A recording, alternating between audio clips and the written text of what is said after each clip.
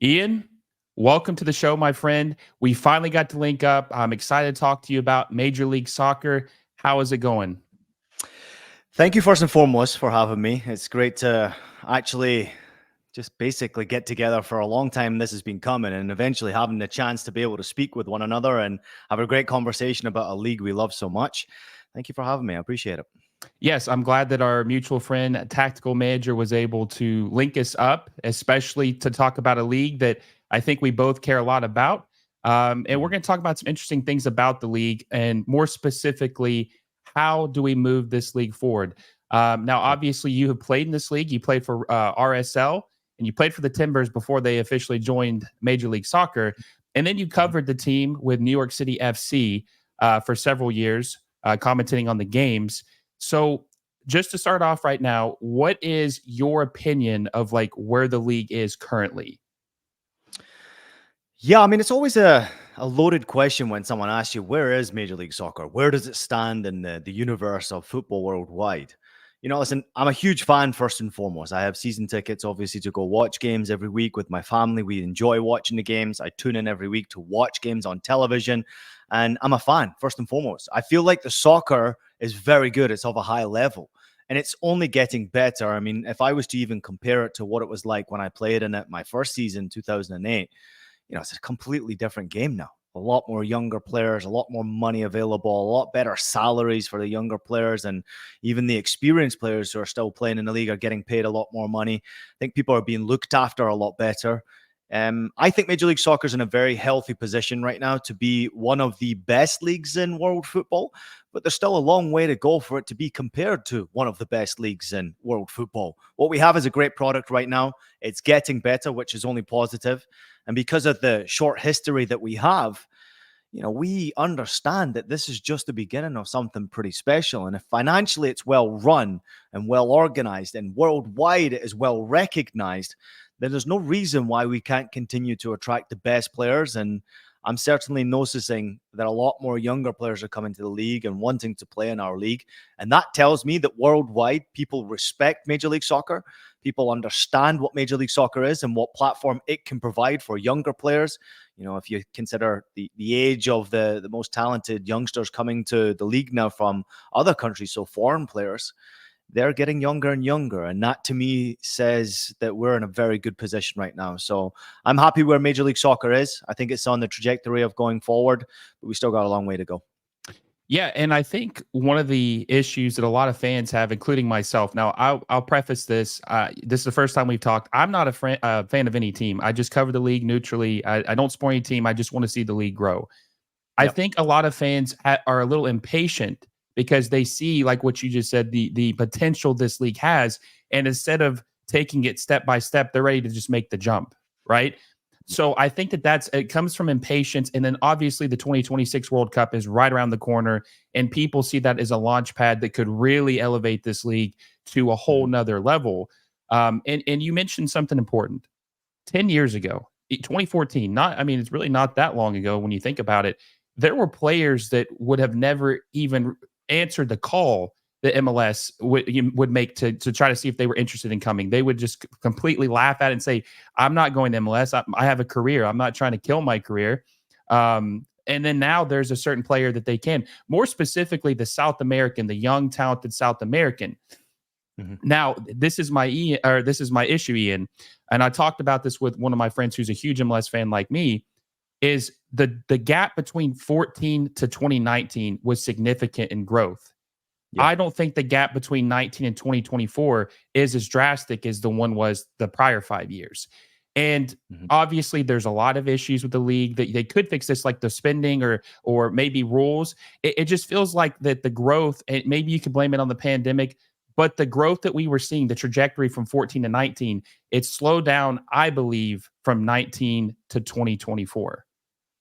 Yeah, listen, it's a fair point, and I think you have to understand that it can only go at a certain speed for so long before it eventually has to slow down. I mean, Major League Soccer, and you pointed out greatly that coming into the 2000s, later, early 2008 to 2012, the growth from when I arrived, and even a couple of years later, I saw how incredibly popular we're starting to become in Europe before I even came here.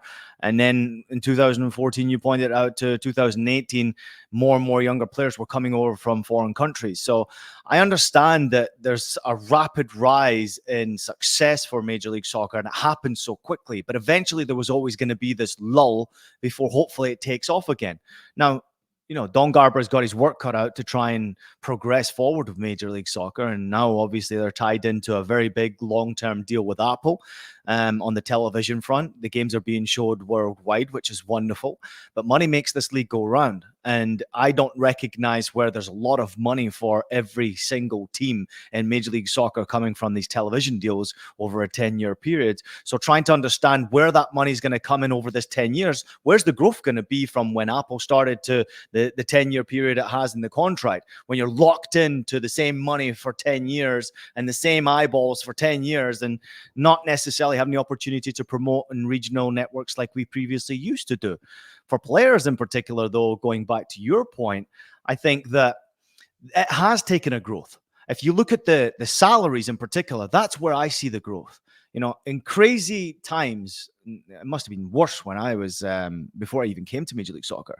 But the lowest salary in 2008 was $12,900 for rookies coming into the league who were not well thought of, but obviously trying to get an opportunity to play professional soccer. If I'm not mistaken now, the lowest salary is probably in the 50 to 60,000 range for rookies coming into the league trying to make a name for themselves. That type of growth can only go so long as the league's trying to continuously get better and better and provide opportunity. Where's the players coming from? Is it collegiate? Is it coming from USL? Is it coming from regional academies? Where are we getting the talent? Is it coming from foreign countries? Yes. I mean, that's what we're seeing where the growth has originally come from, where you're talking about. Players are starting to come from South America, sensing that this is a platform where they can go to another club, either in Europe or somewhere else where they can make more money. But we're starting to pay a lot more money now. So we're starting to keep the better players in the league, and we're starting to attract some players who maybe not make as much money in a certain division in Europe or in South America. In Major League Soccer, they can make that money. Their brand can be better. And I still think that the growth opportunity is there, but on multiple facets, whether it be television, whether it be youth development, whether it be fan culture. I think we're continuously growing in a really good direction, but inevitably it was going to slow down at some point. If you're enjoying the video, please make sure you give it a like down below, subscribe to the channel if you haven't already, and hit that little bell notification so you never miss a video to help the channel grow. I appreciate all the help. Now, back onto the video. Yeah, and I think just I'm connecting dots here, right? I think what MLS's goal or idea was in their head, 10-year plan was they expected the homegrown player to be a better product than maybe what it has been. Not to say it isn't bad. We've seen some very talented prospects in this league, right? But the average homegrown player, they were expecting to be on a different level. And as you and I know, that's where you get your value at. These cheap young players. And that's where they would really subsidize or have the depth, was these young players that they were expecting to be contributors. Like the Sullivan, he's been the buzz of town, right? That's what they're hoping to be, kind of maybe not the average player, but more of those type of level talented players per team. And we really haven't seen that. But Ian, we've seen the investment. These teams are spending millions and millions of dollars in youth academies and development. It just hasn't paid off quite yet. So I think that is probably another reason why maybe the growth has stalled a little bit, just because the homegrown talent just really isn't there just yet. But in 10 years, we could be having a completely different conversation where homegrown players could be the best player on the team, or maybe, there are key contributors. Yeah, and you pointed out there the World Cup is right around the corner. So all of a sudden you start to get more interest in soccer, and we're starting to see it already now with Messi just being in the league. More and more people wearing Messi jerseys, more and more people watching Major League Soccer because Messi's there. That attracts eyeballs, and it attracts people to our sport in general, first and foremost.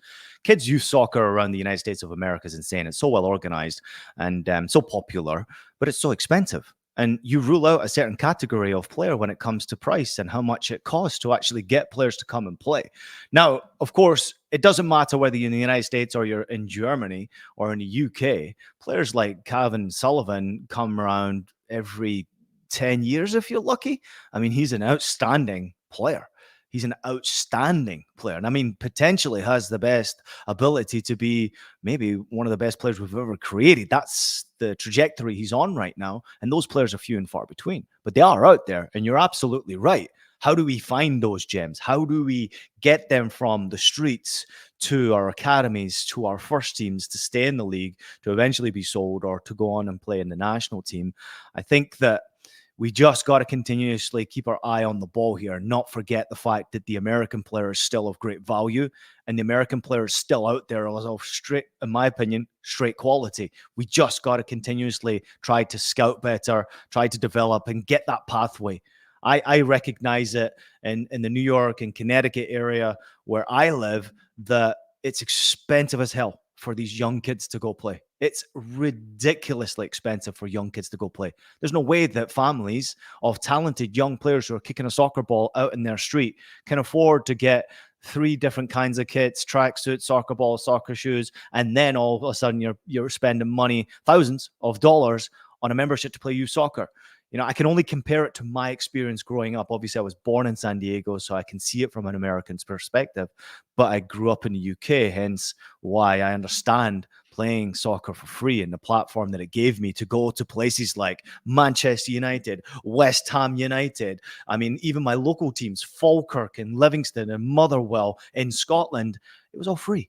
And that's how they get the best players to be able to come week in and week out to practice. You make it feasible for them to do that. Here in this country, we don't do that. We don't do it enough. And in some way, we've got to try and find a better way to figure that out because there is talent out there. And you pointed out great. They are still out there. And it has slowed down for the American player. And maybe a lot of the clubs are looking at the South American player who are cheap as well, that can come over on cheaper salaries that they can make a lot of profit from because they want to go play at bigger clubs away from Major League Soccer, whereas maybe the American player is a little bit more expensive if they take them in early. 100%. And another point too is that the United States is the third most populated country in the world, and we produce all kinds of different athletes. Right? We're the sports capital of the world in any other sport other than soccer, and you look at a country like Uruguay, who is absolutely phenomenal at developing great talent for a country that only has 3 to 4 million people. We have 340 million people. So the talent, the talent is there. It just needs to be discovered, and money should never be the deciding factor if a kid can get a chance to develop and become something special. So hopefully that changes. And I think San Diego is actually one of the first academies or what they're building there where that's not going to be an issue. They're going to have money will be no issue for their academy. They'll have all kinds of people from different backgrounds. And that will be interesting to see how fruitful that is for them and what kind of players they'll be able to develop. Now, one other point. Do you want Can to I just touch up on that real quickly? Obviously, I was born in San Diego, so for me, understanding San Diego and the youth soccer culture and the history, it's got great history for soccer, for youth development. San Diego has. Now they have a professional soccer team for the men. Obviously, the women are doing a great job with development and giving opportunity there as well. But for the men's side of things, in Major League Soccer, having an owner that is able to commit to trying to give young players an opportunity, not only from the US side, but also from the Mexican side, because it's so close to San Diego, it opens up the opportunity for a lot of young players who never, ever thought they would ever have an opportunity to play professional soccer in a safe environment, in an environment where there's a platform that they can actually see the light to the first team. They can actually see the light. They can feel the energy from the stadium on match days. That's an important part of development, right? We've all been there as kids, gone to our first game and felt the electricity from the supporters singing and cheering and chanting, and you see the grass and you smell it. Like, that's what we need for our young players to be able to do it. And you pointed it out perfectly there. Giving kids an opportunity to do that at low expense, if not free, is so valuable to getting the best young players to be able to come and stick to soccer.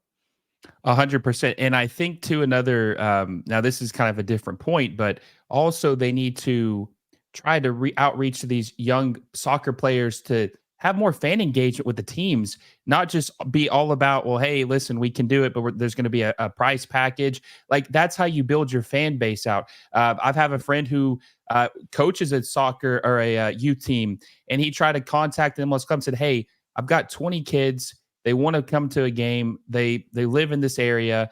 And they said, okay, that's cool. That will be, $2,000-$3,000 or whatever it may be. And he was like, well, I'm trying to help grow the next fan for you. Like this is the next generation. And I do think that it is a business, Ian, obviously, but you're building for the future. And I think greed gets in the way a lot of times of these clubs. They're very short-sighted instead of thinking what the long-term plan is. Yeah, of course, but they have their budgets. I understand that there is greed that comes involved. I think with most businesses, there's always greed. But I think if you go around Major League Soccer, you'll find that over 50% of them will make sure that they can get those young kids into soccer games at a cheaper and more available price. If not, I would imagine at some point you would find free and accessible tickets for younger kids, youth academies, youth players to be able to go watch soccer for free. It's about asking the right people and getting the right opportunity, So unfortunately for your friend there, but if it was me trying to find tickets to go watch an NYCFC game, obviously having a little bit of a relationship, it helps. But I can definitely tell you that I've seen NYCFC do great things for the youth community and giving young players an opportunity who are either in their academy or associated around with their schooling system chances to go watch games for free as well and just kind of pack the stadiums. I remember doing that as a kid. I remember Scottish FA gave away in one match day we went to it as a schoolboy. They gave, I think it was 40,000 fans. They gave it to school children. The whole stadium was packed full of school children. They gave it away for free just because they wanted the stadium to be packed. And that's my ideology of what we can do to make sure that, let's say, for example, Open Cup, when you look at those games, the stadiums are not full. Pack the stadiums. Don't sell the ticket prices at regular prices. No, give the tickets away for free and pack the stadiums. It's a better environment for players. It's a better opportunity for youngsters to actually go. And as you pointed out so greatly there, the next generation can maybe fall in love by just attending. Yeah, exactly. And your point too about going to that game, giving out tickets, that memory is going to stick with them for the rest of their life. And that is how fandom starts. That's how, everybody's got a different journey or path of how they found love for the game. Mine was through FIFA. I think a lot of Americans are probably like that. That's something, that's why FIFA, or it's called EAFC or something like that now. But that's why that game will always hold a special place to me, because it helped me discover my love for soccer and look how I am now and all the people I've met. So that will be dear to me. And that's how these clubs have to think of like what impact they're making on the next generation. Now, to go back to another point, as far as this league and how to push it forward, we talked earlier about all these young talented players that are coming in. One player that I think of is Gabriel Peck for the LA Galaxy. Now, Ian, I think he's a player that could potentially break the MLS record for a transfer fee just because of the pace he has, the dribbling, the playmaking. He has the X factor that teams are willing to pay a premium for to acquire. Now, MLS is not going to be paying $70 million for a player anytime soon. I know that. Everybody should accept that. That's not going to happen.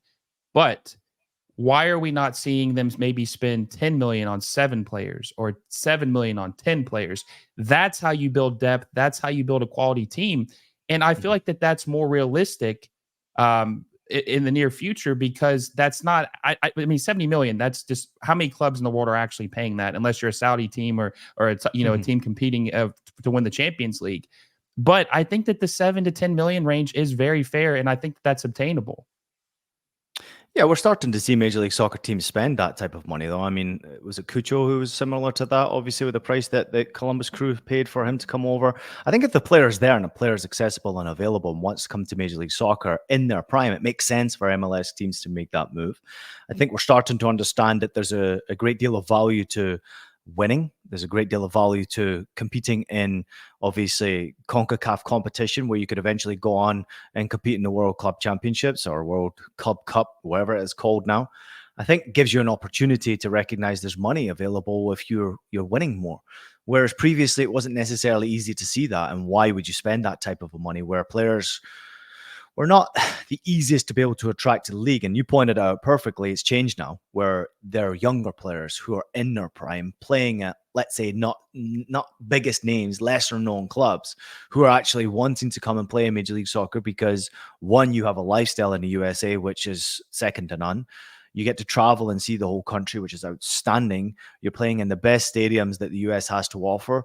You're getting the best surfaces and training facilities that the US has to offer now. I think there's a lot more available to these players out there than even what they're getting in European clubs. So I think that you can see we're getting closer and closer to those $7 to $10 to $12 million transfer fees being spent by owners.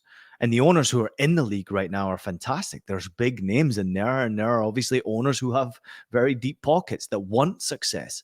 But then we've got the old school owner who sees soccer differently and tries to make a profit from soccer. We see it also in Europe. It happens the same thing in European clubs, where clubs protect their talent.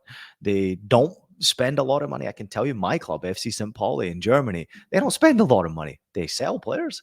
They give players away for free who have had a great season and eventually become too expensive for them to keep a hold of, but they never spend 5-10 million on players, and they get 30,000 fans every game and have way over 1 million fans worldwide. The profit they're making is insane. But it's not just about players' development, spending money, winning for clubs and owners. It's often at times about profit and loss. We see it with some of the greatest sporting franchises in the United States of America.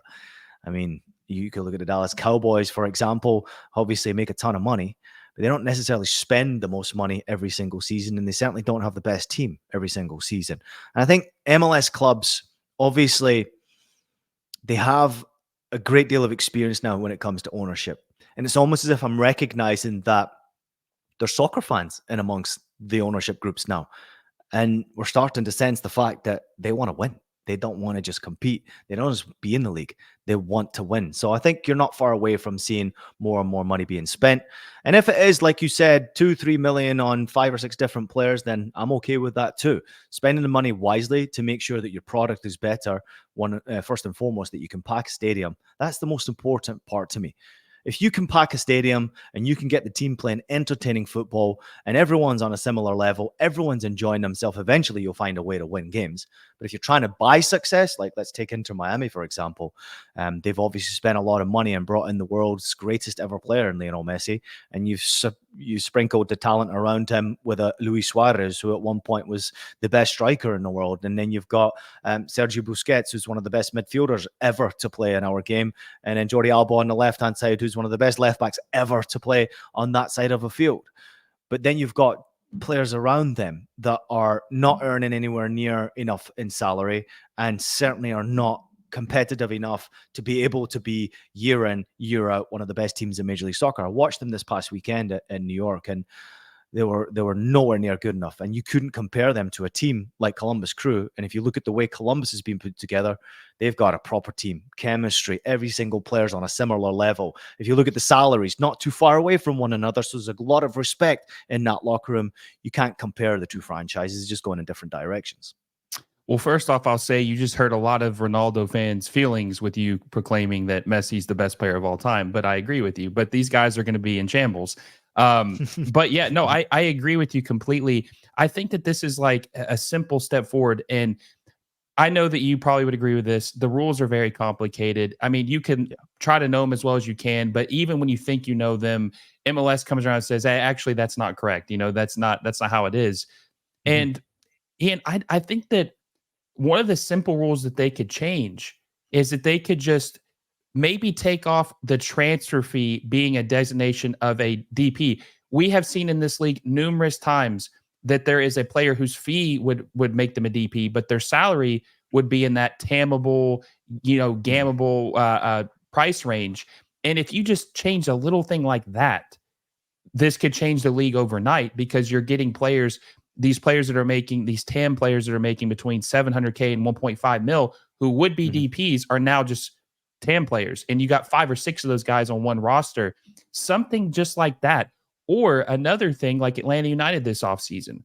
They're changing it to where if you sell a player, you can convert a certain amount of money. I think it's 3 million max to GAM, which that's a little bit more freely spent. You can kind of spend that however you want. Atlanta United just made $56 million this summer in GAM or in transfer fees, with the sale of Almada, Yakamakis, Caleb Wiley, and I think with Barco they got a fee because he officially got sold. They got a percentage of that. Mhm. $56 million. Imagine if you could convert that, even half of that in GAM. How much would that change a team overnight to have $23 million? And Ian, we're talking in the grand scheme of things, we're talking Premier League, La Liga, Serie A. $23 million in one season is chump change, but that Mhm. would change this league overnight.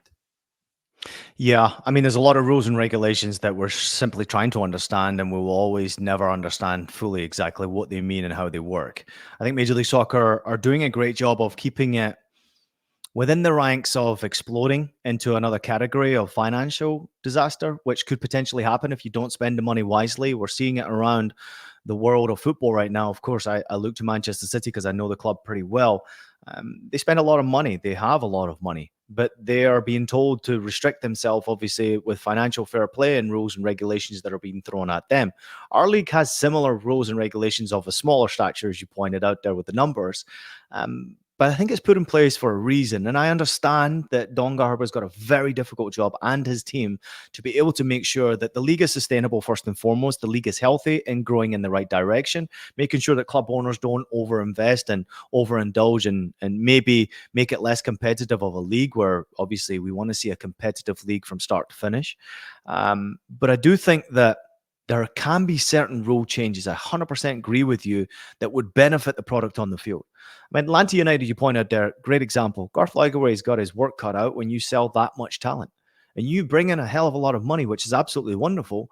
But now who's flicking on Atlanta United to watch the TV right now? Not many people, because they're not playing as well as they previously were when the superstars were all there. It's a different team now. Hopefully at some point they can be able to reinvest and bring the right team players over. And I know Garth very well. He's the one that brought me to Major League Soccer. He knows how to attract a big name, that's for sure, whether it be players or coaches. But I do think that you have to be very, very smart financially right now in Major League Soccer, how you spend your money, where you spend your money. Is it the team? Is it a coach? How do we get fans into the stadium? How do we get an entertaining product on the field? I mean, that's the most difficult thing right now for Major League Soccer teams. How do we get the stadiums packed? Stadiums are getting busier and better, right? The entertainment experience that we have as a fan going to watch these games now is absolutely brilliant. It's as close to Europe as you will possibly get and can get even closer to European soccer. Just going to the game, having a great experience with a family. But still, we've got to be respectful and understanding, keeping ticket prices low and making sure the stadiums are packed so that people can be entertained. And obviously, at the end of the day, you've got to put a product out there that gets a reason for people to actually want to go to these games. Not necessarily just the big names now are why you get people to watch games. The soccer fan in the United States of America, and I've said this for the last 18 months, is more knowledgeable and smarter than ever before. They understand soccer better than, in my opinion, a lot of European fans now who talk a lot of nonsense. Because I see it all the time on social media, American this, American that. No. The American fan is more smarter and more knowledgeable because what they do is they do the hard work. They watch their team week in and week out. Soccer's more accessible on television over here. You're seeing soccer fans in the United States of America traveling to Europe to watch their team play. There's fan clubs all around the United States of America. We're getting bigger. The knowledge is there. The fans are there. What the fans want now is a great product. They want a team that can compete for championships, and the rules and regulations sometimes hinder us from getting to that product. But I think it's a difficult process, and Major League Soccer is trying to do their best to make sure that everyone stays smart with how they're spending their money and doesn't over excel. And I know the ownerships have money now, and I know that we can see that with how much they're spending to even get into Major League Soccer. It's got to be done in a smart way. It really does have to be done in a very professional and a very smart way. I love MLS. And I love watching development. I've never ever thought about coaching in Major League Soccer, and as much as I enjoy the game, the beautiful game, the backside of soccer, the building of a culture, the building of a soccer team, the building of how do you get people into stadiums really interests me. The financial side of it interests me, and I think the MLS can really understand now that they can attract people from European clubs or clubs around the world who are in those positions now, whether it be presidents, whether it be sporting directors, whether it be people behind the scenes on the financial side of things, understanding that There's a way for us to develop now, but MLS is as big a league as other leagues in the world to be able to attract some of the most talented people, to be able to grow the best organizations, not just teams. But eventually it all comes down to one thing to me. All comes down to winning. Money will be obviously a key factor for everyone who's an owner, but it all comes down to winning as far as packing the stadium, making sure you can attract the best players, and making sure obviously you can keep your best players as well. If you win, you always have the opportunity of being able to do that. Yeah, and I agree. I don't think the old the stigma of the average American soccer fan being Ted Lasso, that's very dated, and that's not the case anymore.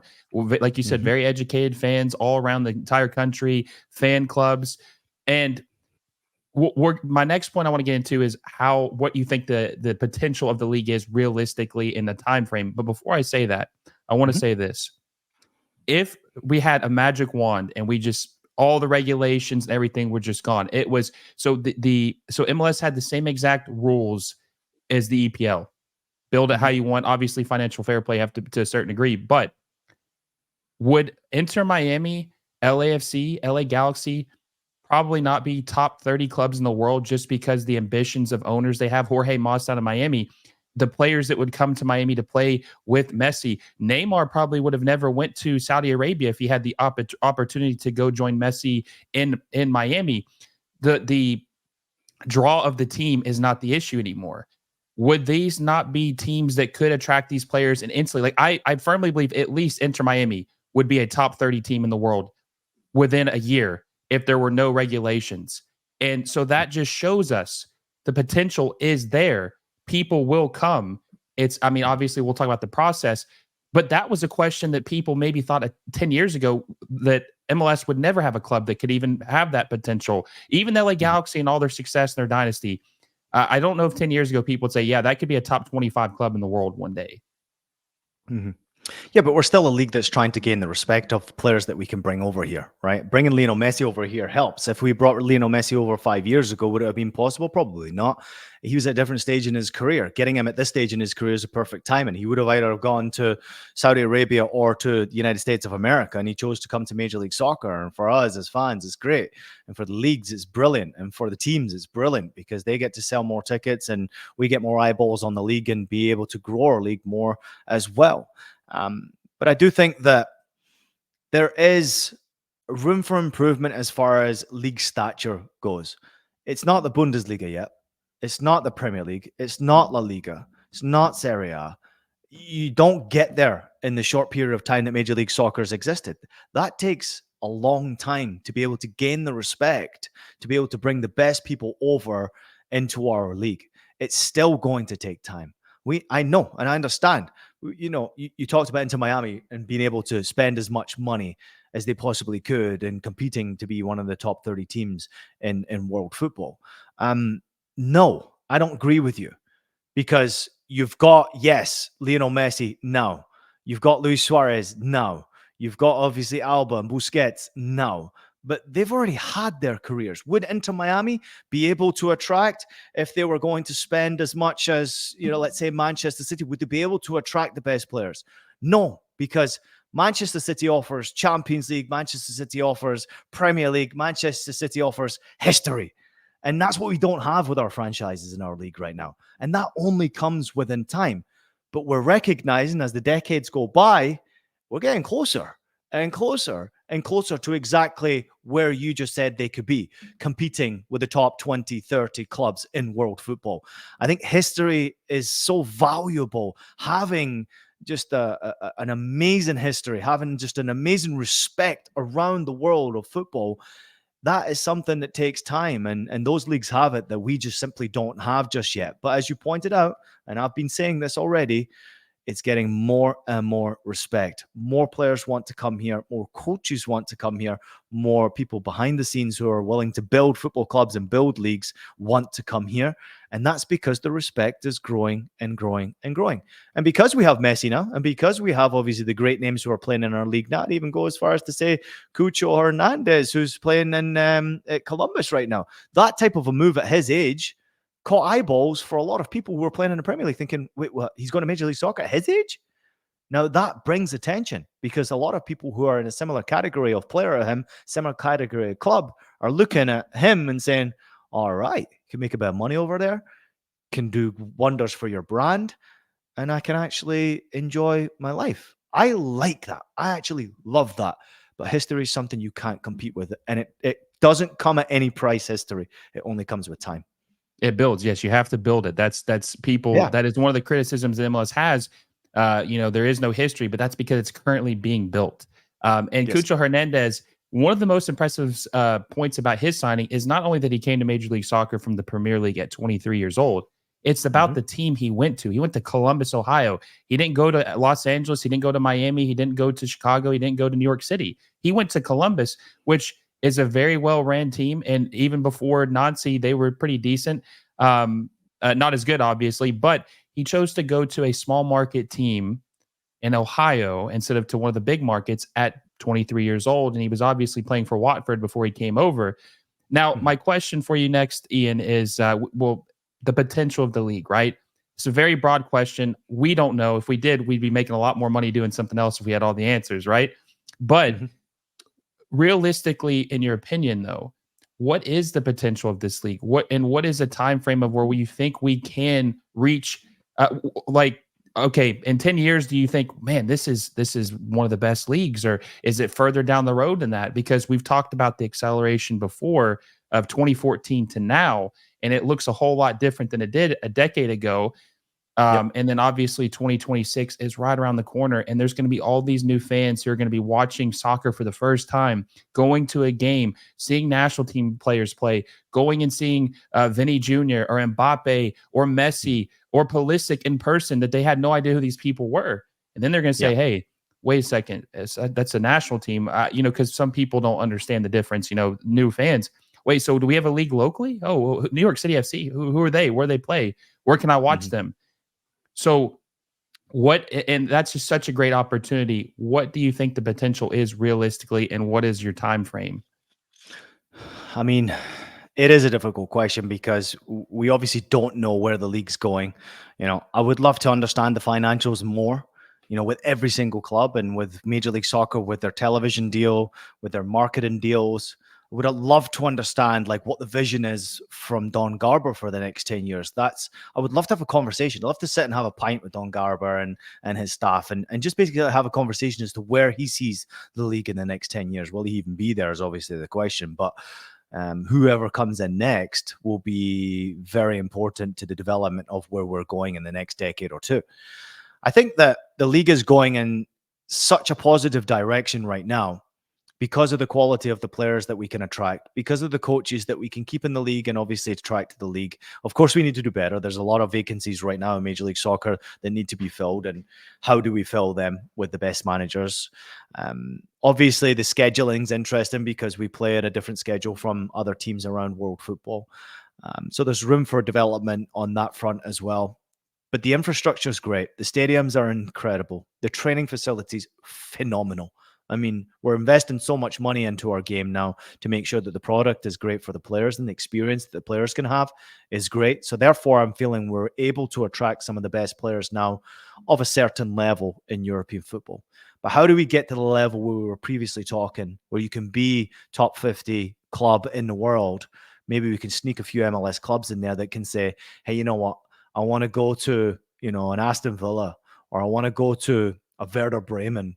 And I want to say, hey, you know what? The best player from that team, I'm going to bring them over to play in Los Angeles. I'm going to bring them over to play in New York. How do we get to that level where we can attract the 23, the 24, the 25-year-old?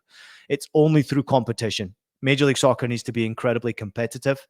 Has to be competitive on multiple fronts, financially, obviously for whatever championship we're competing with, CONCACAF region, world football, having an opportunity where we can have the Club World Cup is great.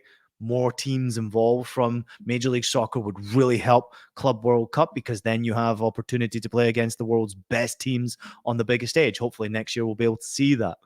I think in the next decade, we'll see drastic improvement with the quality of product on the field. I still see a gulf in class between the best 11 and then who's on the bench. I still see that quality class differential, if that makes sense, where we are definitely getting better, where previously we had 5 good players on every single Major League Soccer team. Now we've got 11, 12, 13 very good players in Major League Soccer teams. And then we've got 5 or 6 players who are good. And then we've got 2 or 3 who have got room for development. And then we've got the young players. So how do we close that gap up where every single team is being a lot more competitive? Every single team can obviously recognize that youth development structure is great, the competition for the starting 11 is great, and the product out there, whether it's first 11 or 5 or 6 who are on the bench, doesn't matter if we replace those players, the product is still awesome. If we can continuously do that, we'll be in a very fine state. I still think that the off the field projects need to improve regionally. What are we doing to boost our clubs regionally? Every single club needs to do better regionally. It needs to be spoken about a lot more. Clubs have now lost the opportunity to be able to promote. I can only tell from my own personal experience where you have NYCFC on Yes Network, the Yankees freaking network, and you get to promote NYCFC games in front of 1 million fans who tune in every game to watch New York Yankees. That's no longer there, because now all of these games are being put on a different platform. So there's a regional disconnect there, where you had the opportunity to promote to New Yorkers and people around our region to be able to bring them into our experience. Now that opportunity is gone. Clubs are working harder, trying to bring in the locals, trying to showcase what they're doing to benefit their local regions. How can we do improvement to that side of the game as well, so that we can bring more and more fans in, therefore bringing more and more players to our youth academies, therefore improving the better quality player coming through. It's multifaceted. I think the stadiums are so important. First and foremost, give everybody an experience when they come to watch our games, making sure the product on the field is brilliant. And I think in a decade we'll be a lot better than where we're at right now. And by that I mean we will see that there's 11 players, 14, 15 players in squads who are of the highest quality at a very good age, competing to win MLS Cup every single year. Still got a long way to go to make that happen.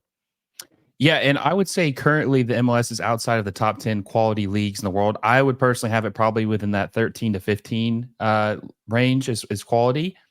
And obviously one of the leagues that you hold dearly to your heart is the Scottish Premiership, right? And that's a 2-team league. And then the Eredivisie is a 3-team league. Now, I think the Eredivisie is probably, I would have it at probably 7 or 6, probably 6 or 7 in quality in the league, as far as leagues in the world. And if MLS was at that quality, Ian, there's the Eredivisie. I'm not even saying the Premier League, because we are closer to the Eredivisie than the Eredivisie is to the Premier League as far as quality. Mm-hmm. If we got to that level, I would be satisfied with that. That's a good, fun, exciting, good at developing young players league. And I think everybody would be, if we even had an Ajax or a Celtic or a Rangers or a Feyenoord in this league, that would be very exciting and fun to watch. Now, my question to you is, are we able to reach even that top 8 by the end of 2026, when all these people are going to be here? Investment probably is going to ramp up. Is MLS going to be able to potentially be looking on the inside of being in that top 8 leagues in the world after the World Cup? To your first point, I totally agree that we need to have 2 or 3 teams in this league that pretty much everyone hates because they win every year, right? We need to have that. I've actually had conversations with the ownership group and president of NYCFC talking about the fact that I would love NYCFC to be the team that everybody around the world kind of hates, right? You watch Major League Soccer, they win every year, right? And we need that. We need that historical club that is just notoriously worldwide known. Oh, they're the champions of America. And then we can start to see who's that next franchise. Then we can start to see who that next one is to be able to compete, as we are seeing it around the world. Ajax are no longer the Ajax of old. Liverpool at one point were the champions. They're finding it hard this year to compete, to be able to win the Premier League. It's getting more and more competitive because people start to figure it out over time, and people get better over time. So yes, I do agree with you. Having that 1 or 2 or 3 clubs, and I think we're getting closer to it now, who are doing so well, consistently well, year in and year out. I can't imagine the Mexican teams love playing against Columbus Crew, even though we did unfortunately see them go down in the Campeones Cup recently. I do think that having that that hatred there for a team that's just having so much success within the fan base and the fan culture of Major League Soccer is tremendously important. And I can only tell you from experience, obviously growing up in Scotland, Rangers and Celtic were hated. Everybody hated them. You either love them or you hate them, right? If you were part of the blue side or the green side, you loved them. If you didn't, you hated them. And that was kind of a cool thing because it also produces a culture for the rest, trying to catch up to those big juggernauts who are obviously making the most money in the league and being the most successful in the league. We'll eventually get there. But 2026 is not too far away. And to be able to say that we're going to be competing with, let's say, even Bundesliga, La Liga, obviously, Serie A, it's a juggernaut to be able to compete with. The divisions below them, you can absolutely say we're already competing with them now. I would say the Eredivisie we're not too far away from being able to compete with. So there's no reason why, if we don't continue to grow in this trend, we cannot compete with the Eredivisies of this world. And in many ways, if I look at the top players who are playing there, I mean, let's just take the Americans who are playing at PSV right now. It's a great culture. They're playing in the Champions League. They're making a good salary. They're clearly enjoying their football. PSV are a good side. But you can't tell me the experience they would have would be better than playing for LAFC in one of the greatest cities in the world, in one of the greatest environments with stadiums, with training infrastructure, fan base. How do we pack that stadium out for them? I mean, they'll get a lot of money playing in Major League Soccer. We're not far away from that. Being able to say, hey, you know what, guys? Champions League's one thing, but here we've got MLS. We can give you the full package to bring you to Major League Soccer to help you grow our league, and gives us an opportunity to give you the best experience to be able to win. And it goes back to what we've been previously talking about. Let's get packed stadiums.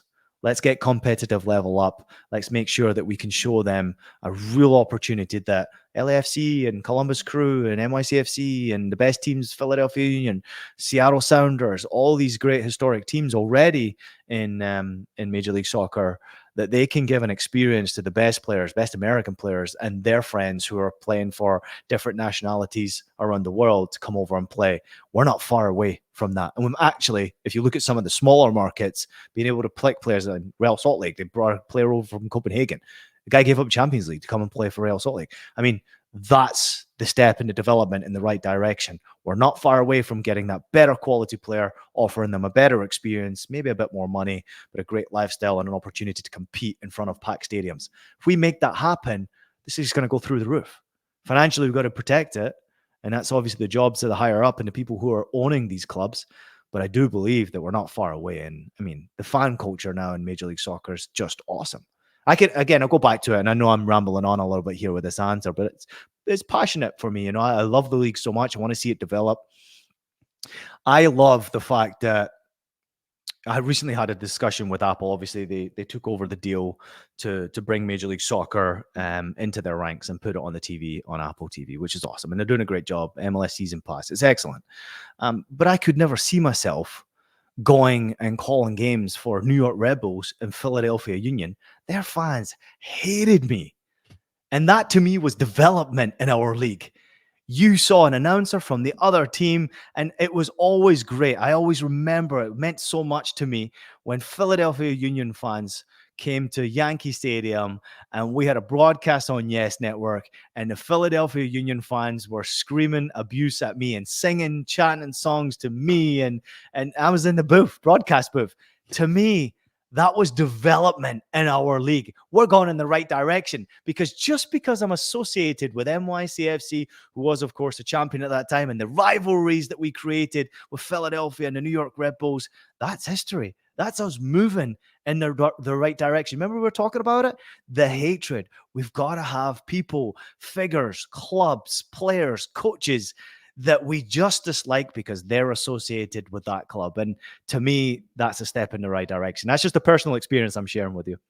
Yeah, no, I think that there needs to be more villains in this league because, like you said, it's good for fans to hate somebody, right? And I think that that's what makes the El Tráfico, which, you know, the league definitely promotes, but it's organic hate. They don't like each other. They despise each other. They want to go at each other's throats. There's been several fights at the games. You know, we obviously don't condone that, but you know, this is a general hatred for each other, and that's what makes the rivalry so special. And it's just going to go even more. Like, if it looks like this, Ian, in the 5 years that's been happening, what's it going to look like in 30 years? It's going to be That's even it. more special. So Yeah. that is a bright spot. And to your point too about when you were talking about the other clubs, or MLS, that there's teams that they hate, that they spend, that we're not necessarily seeing dynasties, but we're seeing more consistent winners. I think Mm. that to MLS's point, it's not cut and dry anymore. There isn't a salary cap and 3 DPs. There's all these other rules. And Mm. LAFC and Inter Miami are going to be able to utilize these rules a little better because maybe a player like Chiellini or Gareth Bell is willing to take a discount to go to LA, Yes. or hell, even go there in general, right? They're probably Yeah. not going to go to Colorado. They're probably not going to go to the Houston Dynamo, but they're willing to go to LA and take a discount. So you're going to see teams utilize these rules better. And that's why I think, honestly, this might be MLS's nightmare, but I think parity is slowly dying before our eyes. You have a team in LAFC who has made 2 MLS Cups back to back. You have the Columbus Crew, like you said, are dominating, playing in MLS Cup, playing in Leagues Cup, playing in the CONCACAF Champions League final, all 3 in a row. I think that you're starting to see teams, smart teams, utilize these rules better, and we're starting to see parity die before our eyes naturally, though, not because they're forcing it, just because teams Yes. are utilizing the rules better. Yeah, we forced it previously in other generations, not necessarily in Major League Soccer, but if you go back to NASL days where you try to force things through financials and you end up losing identity and you eventually lose because you spent too much money and overspent on money. I think that the infrastructure is so important, obviously, for the attraction of every single human that wants to be involved in Major League Soccer, giving people the opportunity to work around our league, whether it be an MLS HQ or teams around the world, around the United States. Or Canada. It's so important. I think it's important to make sure that we do the right decisions, though, when it comes to these CONCACAF trophies that we're competing with, the Campeones Cup and Leagues Cup. Like, sometimes I think there's a bit too much. We've got to make sure that we make the history of those smaller cups. So let's say you have Liga MX competing against MLS clubs. I love that rivalry. I think that rivalry is very healthy and it's excellent to have. But what I want to see and make sure that we continuously see that those rivalries are fair, that we see MLS teams having to go down to Mexico to play games in front of incredible support in Mexico. And then we see the trophy being a ridiculous trophy that everybody's fighting for because the prize is either finances or an opportunity to compete in the Club World Cup. Like, what can we do to create that? If you have 3 or 4 different trophies between competition, it eventually becomes where you get to the point like we just saw, stadiums not being full, players being rested, teams focusing more on their domestic league because they've got a game at the weekend or 3 weeks off for the top players. I don't think that's healthy. I think making sure that if you're going to compete and grow Liga MX and Major League Soccer's development as far as a healthy, competitive nature, 1 trophy is enough, and make that trophy freaking spectacular so that every single player doesn't want to miss that game, doesn't want to miss because everybody's turning up to watch that game. If we can get those products correct on the field, we'll have a real opportunity. But I think the development is definitely going in the right direction. And I think we're both in agreements here that Major League Soccer is in a good position right now and where it was 10 years ago and 10 years previous to that. It's excellent right now. It's certainly well run right now. Is there room for improvement? 110%. I think we can all agree with that. The product across the board can get better. The experiences can get better. For the fans, it can get better. It can get more affordable. It certainly can be better for fans watching it on television. We can always try to improve that. So there's room for improvement across the board, and Major League Soccer knows that. Yeah, and I'm excited to see what happens. Before we let you go, we have a couple questions. We asked Yep. people wanted to see what they had a couple questions for both of us. The first one is from our friend Tactical Manager.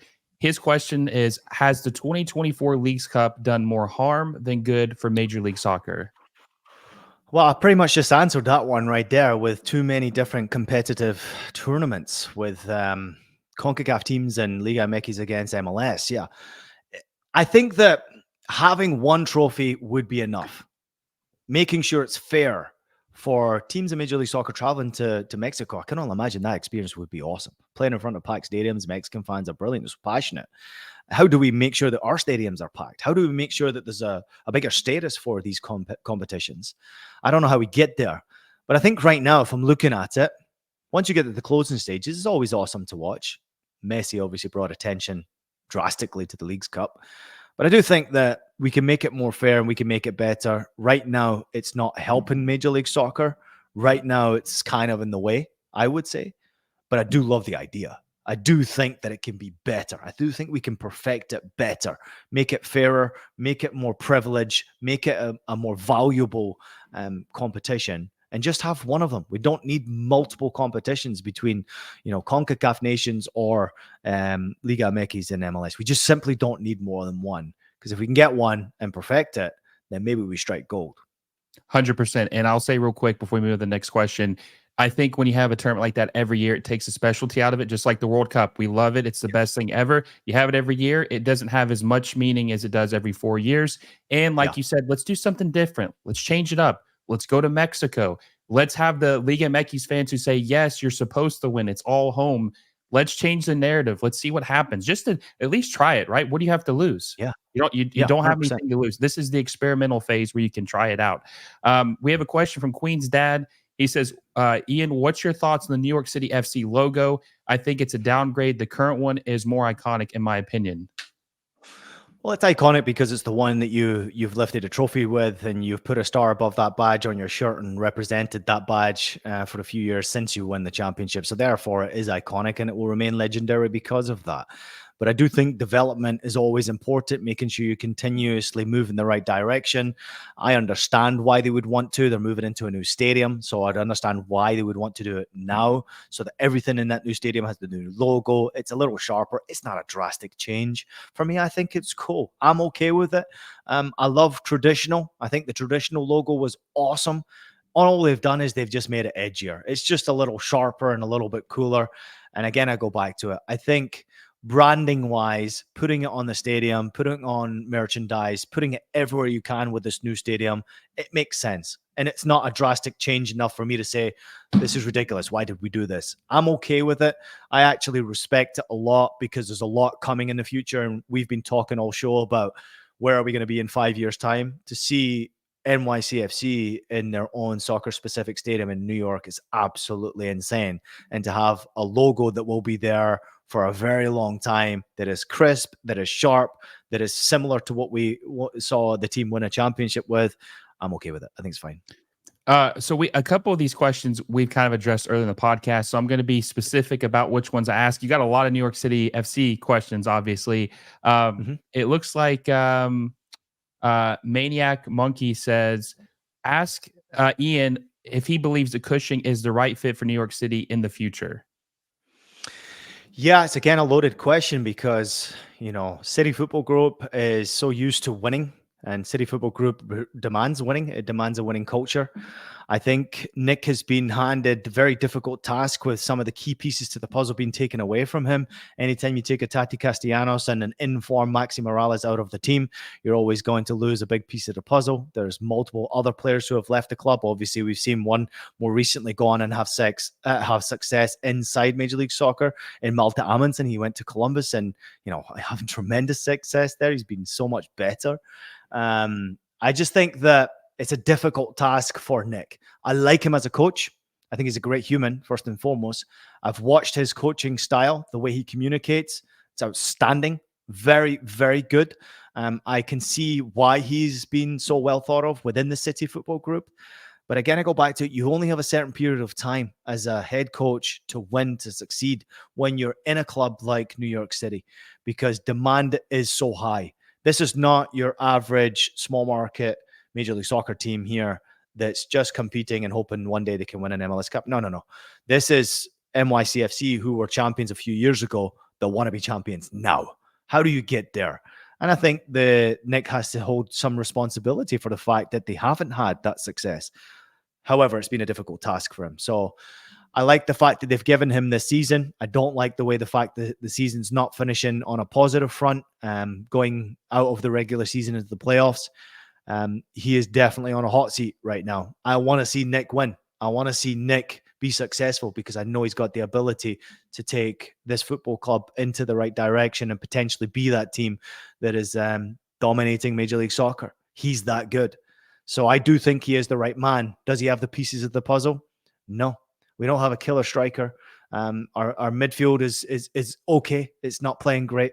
Our defense has been completely restructured. New goalkeeper, new center backs. It's unfamiliarity within NYCFC right now, and that's been very harsh on Nick Cushion. So I hope they give him time to build the team that he really wants, but I don't know if you get time at City Football Group. So I hope that answers your question. So we're going to do 3 more questions. Well, technically 2 more questions, but one's more of a compliment to you. We'll save that one for last. Now, I thought this was an interesting one because, like I said, a lot of these questions are kind of like repeats. But Queen's dad followed up, and this is something I would like to ask you myself. Do you think New York City FC and City Football Group are waiting for 2027 to make New York City FC a premier MLS club on and off the field? You know, I recently went to the founders meeting with NYCFC. I was fortunate enough, obviously, to be hosting that. And that question came up, and it was really fascinating to me to see that City Football Group in general want to have their team competing and winning now. They don't care if the stadium's coming in 3 or 4 years' time. They want to win a championship now. And the stadium's only going to be able to help attract better players. But I think the whole philosophy of the players that are being attracted to NYCFC now has changed over the last 5 or 6 years. At one point, we had some of the biggest names in world football ever to have played the game. Now we don't have that. Now we have a younger player who potentially can work very well within a group and can also be someone that maybe they sell on at some point or move up the ranks in City Football Group. I do think that the goal is ultimately to win. I think and I actually know this, that they want to win. They don't want to just compete. They're not here to just be a team that's joining in. They want to win. They want to be the kings of Major League Soccer. A stadium will help you get there. A new training facility will help you get there. And I think NYCFC are going in the right direction with that. So I would say yes, if you get the new stadium and you get the new training facility 100% ready and you are rocking a real great culture, NYCFC will be a much more attractive project for some of the better players. And I know for a fact they've missed out on some targets that would have been excellent in Major League Soccer, that if you have all of that in place, maybe you get a different answer from those players. Yeah, and I think once they get that stadium built, Ian, they're one of one. They're a unicorn. They have a soccer-specific stadium in the 5 boroughs. They're the only team. You look at London, all the teams they have there, very comparable city, especially in size. There's hundreds of clubs there, but New York City, they're one of one. Not even the Red Bulls are playing in the city. They're playing in Harrison, New Jersey. So that is going to be limitless, their potential. It's going to be very, interesting to see what happens with that team. Now, the next question is from, let me get this name right. It looks like his name's Canal Zero. He said, should MLS clubs play in Copa Libertadores? Could they play in Copa Lib? Should they play in the Copa? Should they play in Copa Lib? Ooh, I mean, Copa Lib is religion, isn't it? Really. I mean, every time I watch that competition, it's so passionate and there's so much joy and emotion, and it means so much to the people there that it doesn't mean enough, in my opinion, to Major League Soccer teams to go down there and compete. It doesn't mean enough. And would they want Major League Soccer teams going down there to compete? I would love to see it at some point happen, because I think this America's connection would be beautiful at some point to make an America's Cup. That would be something pretty special. But I think that only comes with what we've been talking about this whole show, the respect, the history, time. Eventually you gain the respect to be able to compete in such historical tournaments that at some point you get the invite. And let's hope that happens at some point. It's crazy. Listen, we live in a world where baseball games are taking place in London. We're seeing NFL games taking place in Germany. You know, we are seeing Brazil hosting NFL games. We are seeing multiple sports, basketball going overseas. We are seeing multiple sports being taken to different countries to grow their brand. MLS is not stupid. They know that it needs to grow their brand. And if you're looking at Copa Libertadores in particular, they also want to open up their market to a North American market, to the United States of America. So it makes sense on a lot of terms that could one day we see it happen. Yes. Will it happen in the near future? I'd say no. Yeah, and also too, if we ever want to even remotely compete with the Champions League, UEFA Champions League, I'm not saying we will. I'm saying if we ever want to get close to it, we're going to have some type of partnership with the South American teams. Like you said, too much history, too much quality. There needs to be a merger. It would be a cash cow. Everyone wants to see it in some form. It needs to happen eventually. And the final question, and it's also a compliment, is from Isaiah Carter. He said, with your amazing ability, Ian, to add excitement and depth to color commentary, it hasn't been the same hearing you on a New York City, not hasn't been the same not hearing you on a New York City FC broadcast. Why aren't you a member of the MLS Season Pass broadcast team? I think you kind of alluded to that a little bit earlier with you saying it'd be a little different calling a New York Red Bulls game or Portland Timbers, but he misses you. He wishes you were still calling games for New York City FC. Yeah, what a great question. And thank you so much for asking that. I mean, listen, anytime I have the opportunity to speak with people like yourself who love and live and breathe our league, and obviously we see that the listeners and people who have dropped in those questions are so passionate as we are of our league, they recognize passion when they see it. They recognize enthusiasm when they see it for people who love similarly to them the league that they love. I'm no different. I live and breathe Major League Soccer. I have done ever since its existence. There's a lot of things out there that people don't know. At one point, I almost signed for Columbus Crew. I failed a medical back in the early 2000s, and therefore I stayed in Europe and eventually went to Hamburg and ended up at Hamburg of all places. Like, I could have been playing for Columbus Crew in the early 2000s, and eventually, I failed my medical 2 times with Major League Soccer, and I couldn't pass it because I have a bad knee that I picked up when I was 16. I did my posterior cruciate ligament, and it was not a passable knee. And I would have loved to have come to Major League Soccer back then. So it's always been in my heart, even since the 90s. Ever seen a league, and seeing Alexi and Eric, and obviously getting to work with them in television, it's always been my passion. Working in the league was something I always wanted to do.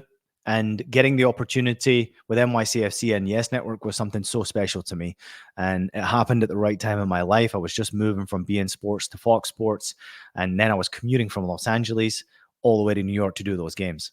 And that's the dedication that it takes. So every time I got my opportunity in front of those viewers, whether they loved or hated NYCFC, I gave it my all. Whether they were tuning in for their team, I treated every single team the same way that I treated NYCFC. Every single team got my respect, and I hope I gained some respect from a lot of fans around Major League Soccer because of that. I made it fair, and I made their games and their experience hopefully more entertaining. So when Apple took over and I lost the connection with Yes Network and Major League Soccer, it hurt me. It really hurt me because I wanted to do that job for life.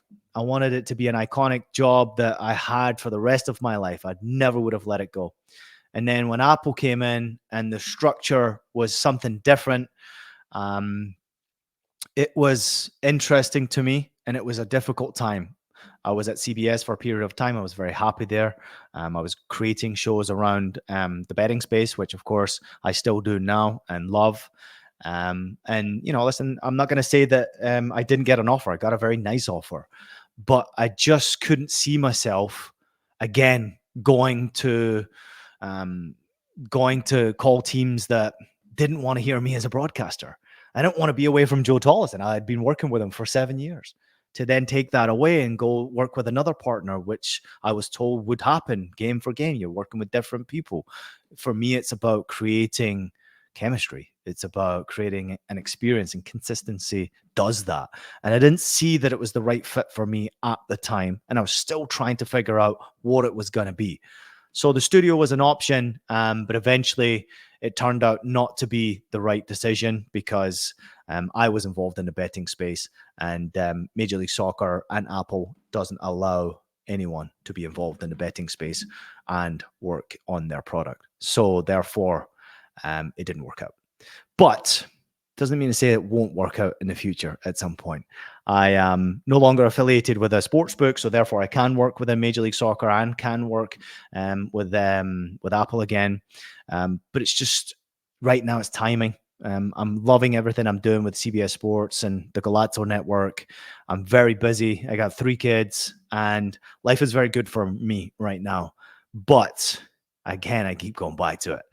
I love this league so much that I don't think I'll be out of the league for too long. And I'm starting to miss being in attendance at games and being on the call for Major League Soccer games. So maybe my mentality's changed a little bit, where maybe I could see myself calling teams other than NYCFC. But I do hope that at some point NYCFC gets the rights back, and maybe we have the opportunity to just be focused on one team again in the regional networks.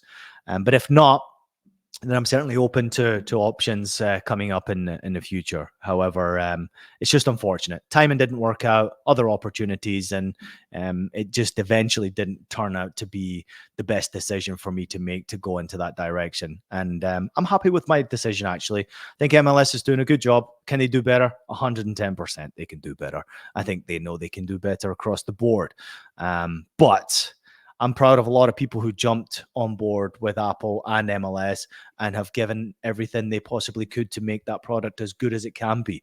The studio stuff's getting better. The commentary's good. And of course, the experience for the viewer is very good. I think the product itself on Apple TV, the camera, obviously is outstanding. I've never seen soccer games in such clarity. So making sure the experience is good. Apple are not too far away from making it the best, and hopefully someday I'll be back on there. Hopefully you are, man. I mean, we miss your color commentary, iconic with New York City FC, but also like you have this passion, like he said, to where it would have translated with any team or any club that you're broadcasting. And hopefully it's sooner rather than later that we see you back associated with the league in some form or fashion. Ian, it's been a joy to talk with you today. I appreciate it. This has been a great conversation. I'm glad we finally got to do this. Hopefully we'll have you on again soon or in the future to talk more about Major League Soccer, and hopefully we're in a better spot more than we are right now. So I appreciate it, man. Thank you so much for coming on. Until next time, guys, I will see you all soon.